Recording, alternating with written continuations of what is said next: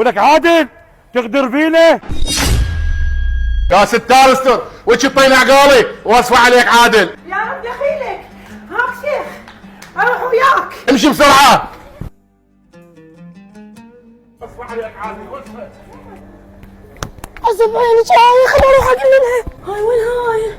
عزب عيني خليني اروح لها. ولك عادل تقدر فينا بعد ما اعطيتنا راوي الامان تقتل اخوي.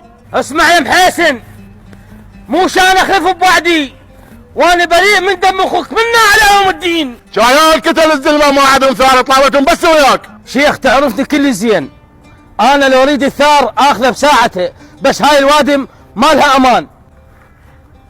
لك عوادل الخسيس يبقى خسيس، ولك ما تخاف من الله؟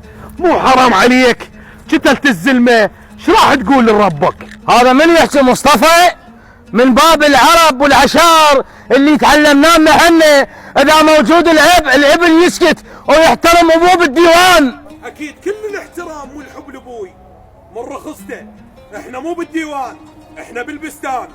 بعدين انت احسن ما تعلي صوتك علي، روح شوف بنتك وين يا عوادل. خسوا وتهبى يا مصطفى، بنتي لحد الان ما مبين عليها شيء، ولا اكو دليل ولا اكو شلاسه، لا تفهمني بعرضي. مصطفى انا اقول لك وين كنت يا مصطفى.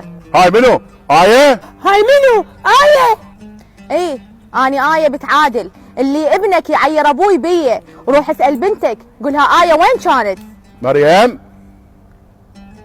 ايه شيخ مريم تعرف من اول يوم الحادثة اني كنت وين. ولك ما تحكين وين كانت؟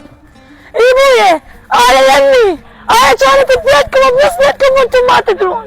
ولك شلون ببيتي وانا ما ادري؟ ايه بويا يمي، وانا خليته بالحجرة برا البيت من ذاك اليوم لهذا اليوم. لا بويا لا، ارفع راسك بي يا بويا.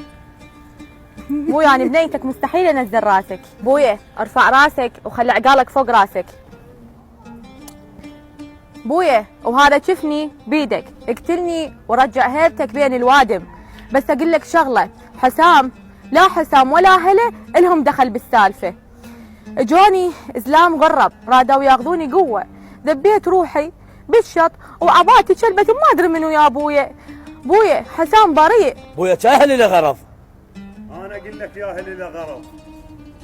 عم عادل انا اسف بشغله وحده، رحت الكتر الشط وبتك كانت هناك، وانا اريد قدام اهل السلف وقدام الوادم رايد بتك على سنه الله ورسوله، وبتك شريفه واشرف من الشرف، وكل اللي صار بفعل فاعل.